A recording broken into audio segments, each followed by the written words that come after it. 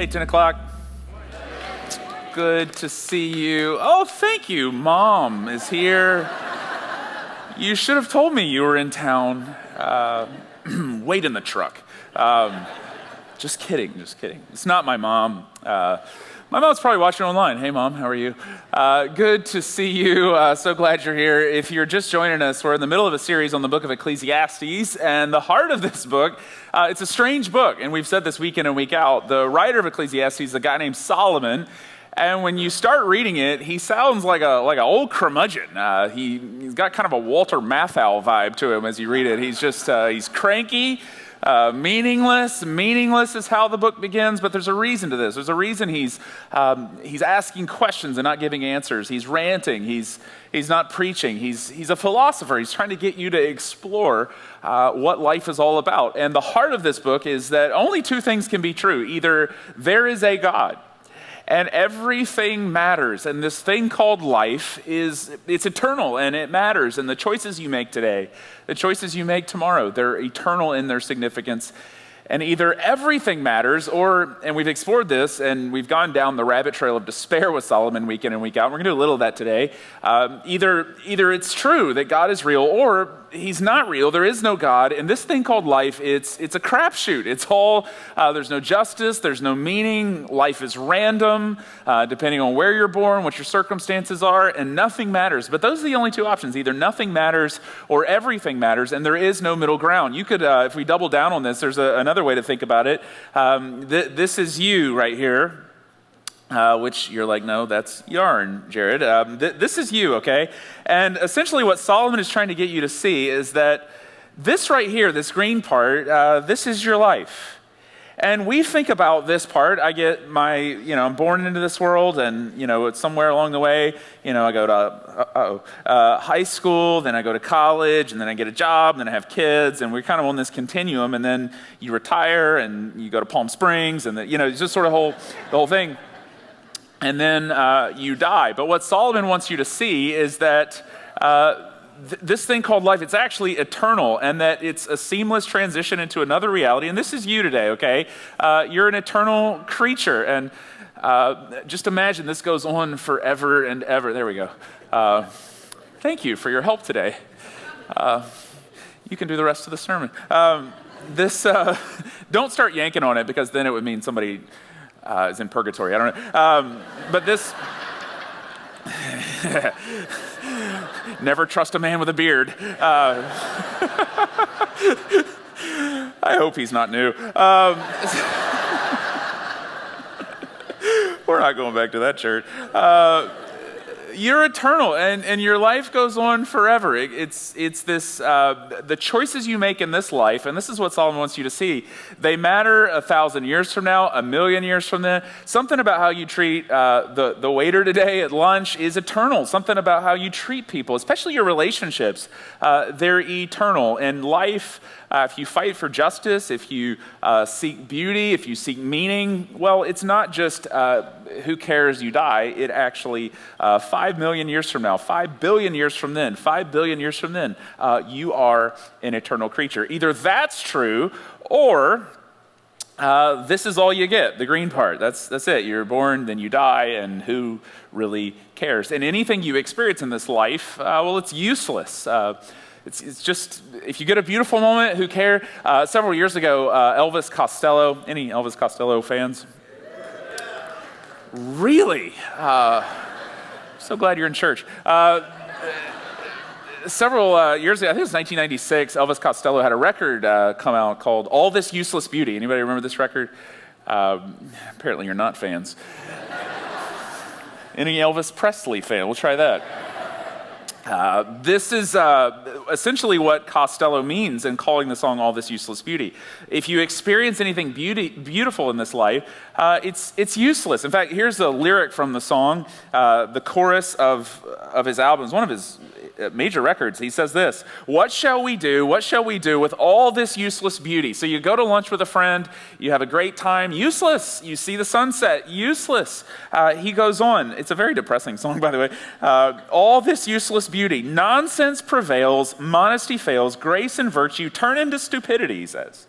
while the calendar fades, almost all barricades to a pale. There's a reason why the next song on the record is called I Wish I Could Vanish. It's a despair. What is life? That's what Costello's asking. It's what a lot of people ask. What is this? It's all fleeting. It's all useless beauty. And Solomon says, not so with you. You are eternal. And your choices matter. It's not useless beauty. There's a significance to beautiful moments, and they're eternal. And really what we're going to see, we've been looking at this week in and week out, chapter in, chapter out. We've been through 3 weeks, chapter 1, chapter 2, chapter 3. Today we're in chapter 4, and he's adding more color and more definition to the eternal life. How should you live under the sun in this life, in the green part, if you are eternal? If you have a Bible, that's the question we're going to answer. If you don't have a Bible, that's okay. You can follow along on the screens, Ecclesiastes chapter 4, or you can follow along on the Church at RB app. Let's dive into this together. Ecclesiastes chapter 4, starting in verse 1. How many of you follow along on the app? Just curious. Show of hands. Oh, good. That makes me feel better that you're not just staring at your phone while I'm talking. You're actually bored out of your mind. See, it's not all meaningless. It feels better. Verse 1 of chapter 4. Now there's a reason why, and we said this last week. Herman Melville, one of the most brilliant authors of the 19th century, said that this is some of the most profound literature that's ever been written. Thomas Wolfe, probably one of the most iconic writers of the 20th century, wrote Bonfire of Vanities, several other classics, said it's the most meaningful book that has ever been written. It's the most beautiful book that has ever been written. Because what Solomon is doing here is he's describing, he's defining, he's adding definition and nuance to how you should live your life if there is a God. And this is what he says, and we're going to follow him on the rabbit trail today, but I promise he ends with hope and some good news about how to live. He says this, verse 1, again I looked and saw all the oppression that was taking place under the sun. So he does this. He says essentially, let's assume for a moment there is no God. He weaves in and out of these two different ideas. There is a God, there isn't. And here he's saying, let's assume for a second the created world is all there is. And if that's true, he said, I saw the tears of the oppressed, and they have no comforter. So those at the bottom of the food chain, a boot on their neck, they have no comforter. He's introducing you to two different people here, and there's a reason for this. Power was on the side of their oppressors, so those at the top of the food chain, we may say, in the world, and they have no comforter. He says, either way, if there is no God, wherever you fall in the economic scale of life, it's loneliness. You're all by yourself. You're pursuing your own gain for your own benefit, and it's all sort of a game, and it's a lonely game if there is no God. And then he goes on and he says this, and I declared that the dead who had already died, nobody make this your life verse, okay, are happier than the living who are still alive. And it gets worse, actually. And then he says this, but better than both is the one who has never been born. So that speech your 8-year-old gave you somewhere along the way, I wish I was never born, he was actually quoting Solomon, who has not seen the evil that is done under the sun. So he's describing if the green is all you get, it's toil, it's suffering, it's a lonely journey. And I saw that all the toil and all the achievement spring from one person's, and this is critical, envy of one another. That if this is all there is, all you can really do is look around and see somebody else who's got more than you, and you can chase after more for yourself because it's a lonely game, life is. This too is meaningless, he says. It's a chasing after the wind. And then he says something in verse 5 and 6, which are really the anchor part of chapter 4, and in some ways the whole book. He's trying to show you here the art of enjoying, and we're going to explain these one by one. He gives you 3 different pictures of what the hands can do. He says, fools fold their hands and they ruin themselves, which is something he says in the book of Proverbs essentially as well. Better one handful with tranquility, that's the second posture of the hands, than, and here's the third, 2 handfuls with toil and chasing after the wind. So he gives you 3 different pictures of what the hands can do. He says first, fools fold their hands and ruin themselves. Better 1 handful with tranquility than 2 handfuls with toil and chasing after the wind. I want to explore these 3 different postures of the hands because for Solomon, these are 3 different postures that you and I can take towards life. The first. Now, if you've been hanging around here for a while, this is really shocking. When we use the word hands, or the scriptures say hands, there's only one word in English for hand, and it's the word hand. Yeah, not a trick question. It's hand. But in the Hebrew language, you have three different words for hand, or you have different words for hands, and Solomon uses three different words for hands here, all to give you a different picture of a different posture towards life. So we'll take these one by one. And today, here's kind of the fun part, okay? You get to be the sermon prop. You get to play along. We're going to do these with our hands. The first is this. He says, fools fold their hands and ruin themselves. Better one handful with tranquility than two handfuls with toil and chasing after the wind. So let's take the one at the bottom. Better than two handfuls with toil. Let me see you do this. Two handfuls with toil. Yes.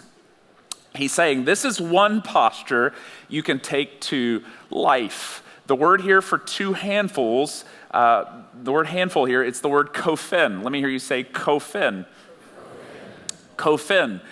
It's this idea, what he's trying to describe is there is a way of life that is busyness. It's a chasing, it's a grasping, it's life is gain, it's I'm trying to get to the top of something, I'm not even quite sure what it is, but I'm climbing, I'm going, I'm pursuing. It's a posture of busyness to life, kophen. I'm chasing, I'm going, I'm trying, I'm striving.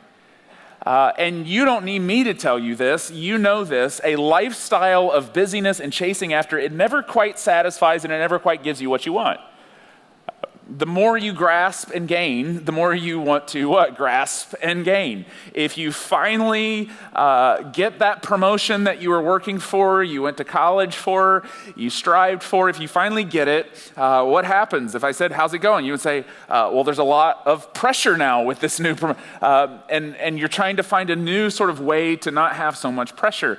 If you say you worked hard to get a degree, you got your master's, but then you want to get a doctorate. And if I said, well, tell me, what is it like to have your doctorate now? You would say, well, now I'm just aware of how little I actually know. That's what a doctorate means. I'm aware of all the information that I don't understand. It's a constant strive, this posture of busyness in life. If you take it to the moral side of life, if you're, say, I want out of this marriage, I don't want to be in this marriage anymore, I'm going to go get a different marriage, to gain it, to have a different spouse. Well, what do you realize in time? I'm just kind of stuck with a different sinner now, a person with different issues. It's a grasping, chasing, pursuing. If you finally meet that deadline at work, or you are good at meeting deadlines at work, and you chase after, I finally accomplished it. Well, what does the boss do? The boss says, you're so good at that, let's just give you more deadlines. It's always this grasping and this chasing. It's a posture that we can take to life. It's busyness. I would say it's the default position of American life. I mean, if you ask anybody, how are you doing? We're busy. How are you? We're tired. How are you? We're tired and busy. It's constant. Kophen, a chasing after the wind. He gives you a different, it's a couplet here, and it starts off with this idea: fools fold their hands and ruin themselves. So you take your hands from this, do this with your hands. Fools, I'm not calling you a fool, by the way. Fools fold their hands. It's not the praying hands emoji. It's like this. We're just inventing new emojis here today. You should send this to somebody. Fools fold their hands. So somebody sends you a text that says something foolish, you just send them this back. Fools fold their hands. Now, in the wisdom literature, the folding of hands, Proverbs 19 is an example of this. It means a way to bring destruction. It's a way to bring ruin to your life. And that's what Solomon's describing here.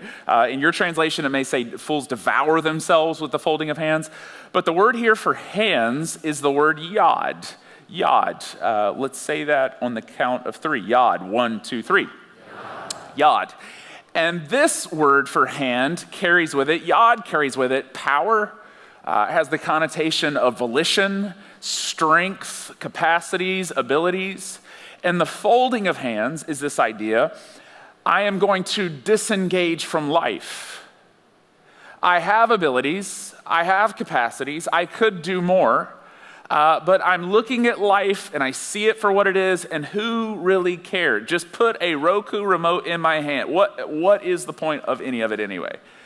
It's a posture that you can take towards life. Maybe you know somebody and you would say, man, she's so talented, he has so many gifts, but they never quite live up to their potential. If they could just do more.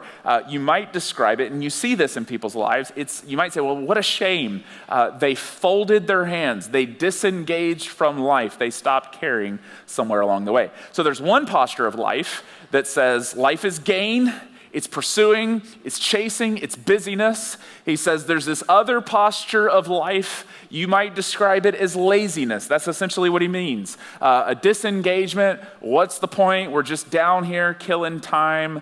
That's what life is all about. Now, in the middle of this, he puts another idea, which is really what he's trying to get us to do, a different posture to life. And this posture to life is the art of enjoying anything. He says this: fools fold their hands and they ruin themselves.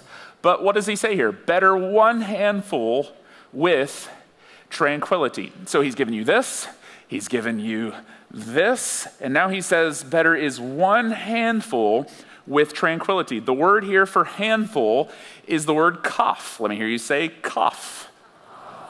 Kaf. And kaf is the idea of the palm. It's a hand that is open. And this is the picture, this is the posture. If you want to enjoy anything in life, it's the posture, it's the picture of a person who is grateful and sees life as a gift, not a gain. Whatever breath, whatever relationship, you get to have a meal with someone, it's all a gift. And he's trying to get us to be people who would go through life like this, with an open palm to receive the gift of life for what it is. He says it leads to tranquility. Now that word tranquility, it's not like it leads you to be sleepy like a tranquilizer. It's peace, it's joy deep in the bones, it's a kind of enjoyment, a kind of satisfaction that is deep in your soul. And this posture to life as a gift, is the way to have that posture of enjoyment in life. If your fists are like this, you could do this again, and I try to give you a gift, what is going to happen? Only like in volleyball is this or boxing, I guess. But you can't receive something with a closed fist, can you? If I try to give you something and your hands are like this, you could do this. What is going to happen? Bless you. You are not going to be able to receive it. But if your hand is like this, you are free to go through life and receive life for what it is. It's a person who says life is a gift, it's not a gain. And whatever comes in, things can enter in and things can leave, which is critical, and you are fine because it's all a gift anyways. This is the path of tranquility, peace, joy, a certain kind of posture of the soul. It's related to your posture of life, your posture of the hand. Now, a busy person, if you take this a step further, a busy person and a lazy person, for Solomon, they essentially have the same problem. Both reject the premise of what life is all about. A busy person, the nature of busyness is to look at life, which Solomon has described over and over again in the book, especially at the top of chapter 3. He says, this is life. There's seasons to it. You're born, you die, you get a job, you lose a job, you have some kids, your kids move off, you celebrate some things, you mourn some things, there's food you get to eat, some people you get to know. That's what life is. And in the book of Proverbs, Solomon is essentially getting you to see this is the premise of life. This is how it works. And a busy person is a person who's trying to outstrive it. If I could just get more, if I could just gain more, if I could just accomplish more, if I could just get to the top of it. It's a way of distracting yourself from what life is really here for. And it's to live with this sort of temporal, the green is all you get. We're chasing, we're pursuing, we're striving. It's grasp, going after more. It's a rejection of the premise of what life is. A lazy person, it's the different side of the same coin. A lazy person rejects the premise of what life is. They look at life and they say, I don't want to play the game. Maybe I have gifts, maybe I have talents, maybe I could do more with my life, but what's the point? It's just different sides of the same coin. This is a person who sees life for what it is. You're born, you die, you get to eat some food, you get to sleep, you get to go on some trips, you get to get married potentially, you get to, whatever it is, you get to learn some things, you forget some things. They see life for what it is, and they're grateful. Life is a gift. It's not gain. It's not just something to grind through. If you take this a level deeper, you might say about this person, the person of Kaf, the person whose hand is open receiving life, this person is a person whose heart is bent towards gratitude. You meet people like this. You know people like this. You are people like this, where you meet somebody who's gone through horrible circumstances, and yet they are fine and they're doing really, really well. You meet people on the other side of the coin. Everything for them is going great, and yet they're constantly miserable. Solomon would say the person who's experienced hardship, but they're doing well, they've sort of learned through it, is the person who's going through life like this. Their posture is gratitude for what life is. It's a gift. Yes, I've experienced some hard moments, but what a gift to even be in the world and to take this next breath. The person, he tells you, and he's describing these two different kinds of people, the lazy person and the busy person at the top of chapter 4. The person who is constantly, chronically busy, what is the word he uses? I think it's in verse 3. This is a person who's just filled with envy. A busy person, the reason you're busy is because you've looked around and you've seen what other people have, and there's something in your heart that says, I gotta gain, I gotta strive more, grasp, getting more, gain. It's a person whose heart is filled not with gratitude, but with envy. The other side of this, a lazy person, a person whose hands are like this, is a person whose heart is not filled with gratitude, their heart is not filled with envy, their heart is filled with victimhood. Their heart is it's the person who says, you know what, maybe if I was born into a different family, I would try harder. It's the person who says, if I had been dealt the cards that she was dealt, perhaps I would engage with life the way that she does, but this is my hand. This is how life is going to go for me. Why engage? What is the point? It's a heart of victimhood. Either way, if I'm lazy, if I'm busy, if I'm filled with envy, or I'm filled with a heart of victimhood, either way, I am at odds with you in relationship. I am not free to enter into a joyful, content-filled relationship with anybody if my heart is bent towards envy or just constantly, chronically being a victim. It's only when my posture to life is a posture of gratitude that I begin to see the people who enter into my life, whatever degree of proximity, as if this is all a gift. You're not the enemy. You're not the person to put your boot on my neck. It's whatever is happening. It's all life is a gift, which is the purpose of life, according to Solomon. Notice what he says in the very next part. So he's taken you down this sort of hand couplet rabbit trail to show you a person who's like this, how they begin to live. Notice what he says in the very next verse. Verse 8, there was a man all alone. He had neither son nor brother. So he returns to this idea of loneliness. There was no end to his toil, yet his eyes were not content with his wealth. So who is this guy in the posture of the hands? Yes, he is the man with the kofin hand. He's chasing, he's grasping, he's going after more. And notice what essentially happens to this particular gentleman. There was no end to his toil, yet his eyes were not content with his wealth. For whom am I toiling, he asked, and why am I depriving myself of enjoyment? This too is meaningless, a miserable business. So imagine for a second, you are in somebody's wine cave in La Jolla looking out over the ocean. And in your head and heart, you're thinking, wow, how did you accomplish this? And the person who owns this wine cave looks back at you and says, why am I depriving myself of enjoyment? To which you would say, well, it seems to be the opposite to me, Frank. You seem to be this is the goal. This is what you should do with life. If you're miserable, can I have your wine cake? A lot of different things you could say there. But he's showing you, because you want to take communion, I know it. That joke's a slow burn, but when you get it, you're going to crack up, I promise. That's when you should have pulled the yarn right there. The person who has devoted their life to busyness and the gaining and the grasping has never actually invested themselves and their heart in any kind of relationship at all. It's all been gain. It's a lonely life. It's just me down here in the green, trying to gain, trying to get, trying to gain, trying to get. And Solomon says that is no way to live. If life is eternal, then what should you do? What posture should you take? And this is what he says. Sort of an odd turn, but it's obvious in light of the hands couplet. He says, 2 are better than 1.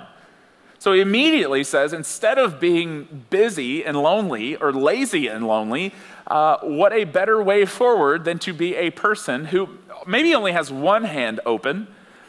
You have less, essentially, than the guy with 2 fistfuls, but you're actually enjoying the little bit that you have because you have people around you that you care about and care about you. This is what he says. The 2 are better than 1 because they have a good return for their labor.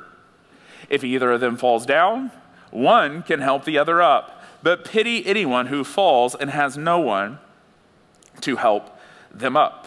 Also, if 2 lie down together, they will keep warm. And this is, at a certain level, it's romantic, but it's not necessarily. It's in terms of friendship. It applies to anybody. To devote your life to investing in other people, this is how you live the eternal life. And if 2 lie down together, they will keep warm. But how can one keep warm alone? Verse 12, though one may be overpowered, 2 can defend themselves. A cord of 3 strands, he says, is not quickly broken. And he's essentially trying to open our eyes. He's saying, look, if life is eternal, if there is a God, if all of this really matters, what you should do with the time that you've been given here in the green, what you should do with your life is not just try to be so busy that you distract yourself from the premise of what life is. You shouldn't disengage and become lazy and just say, what's the point of any of it anyway? You should invest yourself in relationships. That which is eternal is that which is relational. The things that when you die cannot be taken away are the things in this life that you have done with other people and the things in this life that you have done for other people. Kindness, generosity, being a good neighbor, all of those things, 5,000 years from now, 5 million years from now, when everything else has faded away, vapor, it is all rusted away, there are aspects to this life in the green that are eternal. Kindness, generosity, investing yourself in other people, whatever the relationships are, those are the things that actually matter and actually are eternal. And if you want to enjoy anything in life, you do it with other people. You invest yourself in other people. There is a reason we talk about table groups around here all the time. There's a reason we talk about being a good neighbor all the time, because it is that we do for other people. It is that we do with other people that in the end is eternal and actually matters and actually lasts. The 2 are better than 1. What is the purpose of all that gain in this life if you, at the end of the day, are alone? Now, the problem we have is we understand 2 postures in life. Solomon's already described them. We understand, this is all of us, whether you are a Christian or not, we understand a posture of busyness, don't we? A gaining, a grasping, a chasing, a pursuing. We understand. This is why everybody, how we're busy. We understand that posture of life. The other posture of life that we understand is laziness. In fact, we often think of life as if it's a game of busy, hit a particular age, now you get to be lazy. Like that's a good life. And Solomon says, no, the life that is eternal is the life that is relational. And the problem with busyness and the problem with laziness is that neither one of those lend themselves to deeply vest yourself in other people and in that which is relational. If you're chronically busy, you are not thinking about those in proximity to you. If you are chronically lazy, you do not care who is in proximity to you. It is only the person who is grateful that says, these people, this moment, this is eternal, that actually spends time opening their eyes and seeing the needs and caring about those who are around them. This posture, it's not just, well, that's a nice way to live. It's a relational way to live. It's an eternal way to live. Let me drill down on this a little bit more. You could think about any kind of relationship that you have in life, and there's only 3 postures that you can take to those relationships, according to Solomon. If you are a father, if you're a mother, if you're a parent, you have some kids, what's the trajectory of life? You go to high school, maybe you go to college, maybe you get another degree somewhere along the way. You're busy. You climb the corporate ladder. You're busy. And then somewhere along the way, your spouse comes to you, says, I'm pregnant. You're going to be a father. And now you think, I've got to provide for these kids. But your real goal the whole time is busyness, grasping, chasing. And somewhere along the way, these kids enter in. And the real goal of life is to just be busy, to gain, to strive. And all of a sudden, these kids, maybe 1 or 2 or 3, become an obstacle to your real goal of achieving and gaining and striving and pursuing. And you may say somewhere along the way, my job for my kids, it's just to provide. It's just to put food on the table for them, but we sort of use that as a catch-all to live a life of kofin, to strive, to chase, to gain, and we never actually invest in the son, daughter, kids who are around us that God has put in our life, the relationships that are eternal. That's one posture that you can be a parent with. Another posture you can be a parent with is like this. Parents I have some kids, and people come to you and say, well, isn't it great? Isn't this the best days of your life? And because you're a polite person, you say, oh yeah, it sure is. But deep down, you're thinking, if I had it to do, if I'm on it, my 20s were so much better.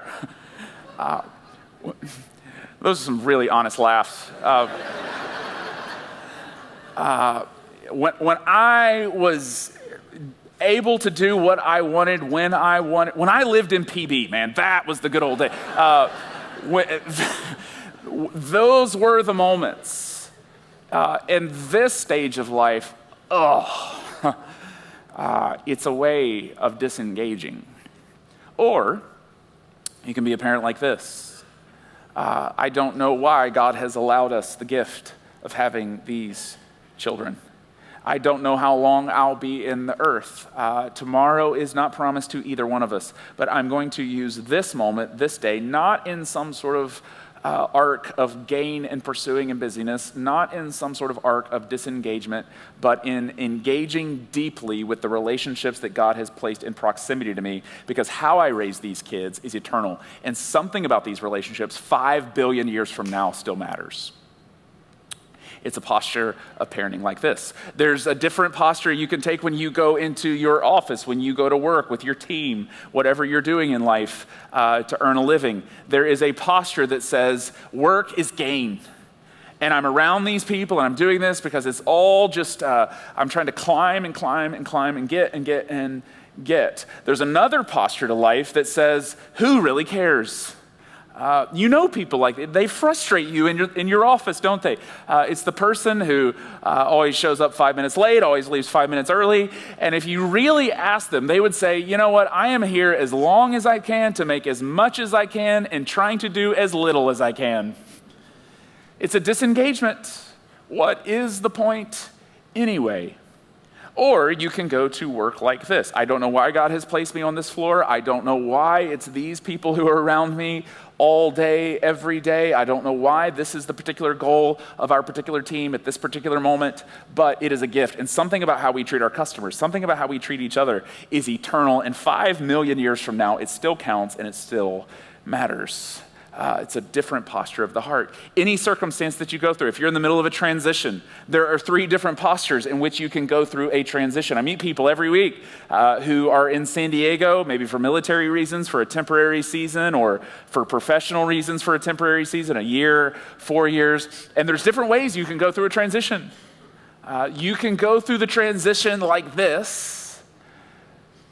I am only here for a little while because it's a step in a direction on a corporate ladder, some kind of food chain. It's just part of the process. Or you can go through the transition like this. Why engage? Why meet anybody? Why even get to know my neighbors at all? Because it's temporary. It's all transient. What is the point? Or you can go through the transition like this. I don't know why God has placed us in this fine city for this short season of time. I don't know why these are our neighbors for this year, for these few years. But God has done this for a reason, and something about how we engage and we meet people in this stage, in this season of life, is eternal. And 5 billion years from now, it still matters. If you are going through a tragedy, if you have received terrible news, there's lots of different ways in which you can experience and hear that information and go through the tragedy, isn't there? There is a posture of life that is like this. And this, whatever you're experiencing, it is inconvenient to progress. It comes into life. It's an obstacle to getting what you're trying to get and going where you're trying to go. And that's certainly fair. Or you can experience the tragedy like this. What's the point to life? Of course something bad happens. Something bad always happens to me. You can experience it like this, that it can cause you to further and further disengage. Or you can go through the tragedy like this. This thing called life is a gift. I don't know how many days I've been promised. None of us do. And I experience this, and I want to know, I wonder, what is God going to do with this? How is God going to use this? And something about this tragedy, something about this pain that I'm experiencing here has eternal dimensions to it. And 500 years from now, and 5 billion years from now, and 5 billion years from then, all the way to the guy with the beard. It's eternal, and it all matters. It all matters. When you became a Christian, it's because somewhere along the way, when you heard the message of Jesus Christ, your heart had to turn to this, didn't it? You cannot receive Jesus like this. You cannot receive Jesus like this. It is only when you turn your heart to be a person like this, you receive the gift of salvation that we find at the cross. And so today, I wonder, what is your posture to life? Do you find yourself going through life like this? Do you find yourself going through life like this? Or are you seeing the eternal aspect of life and beginning to move through life like this? It is a gift, and everything that comes into my hand in this life, it matters, and it's eternal. We're going to sing together.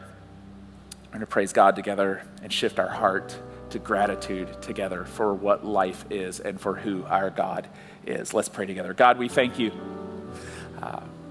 I just want to lift up, God, somebody within the sound of my voice today who the day seems to go so slow. And it's because there is a disengagement, there's a folding of the hands, and they are just killing time. God, I pray, would their clenched hand begin to open? God, I pray for somebody within the sound of my voice today who they look at their week, they look at their life. I know I'm like this, and they wonder, where did all that time go? How did it go so fast? And it's because we are so busy pursuing, chasing. And God, would you cause our fists to unclench and open our eyes today to see the people around us, the interactions around us, that all of this is a gift from you. And that which is a gift from you is eternal. And when we invest our lives in the things that are eternal in the time that we have in this world.